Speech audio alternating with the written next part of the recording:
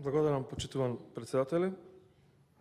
Само сакам да ве информирам за граѓаните на Скопје да знаат дека етажните врби се заменети со едно постаро дрво, постара билка, се вика гинко. И овие експерти од град Скопје на споменикот, на местото на споменикот од Ќосето, насадија гинко. Или таа е најстарата билка на земјата и поединечни примероци од оваа билка, колешке, можат да живеат 1000 години.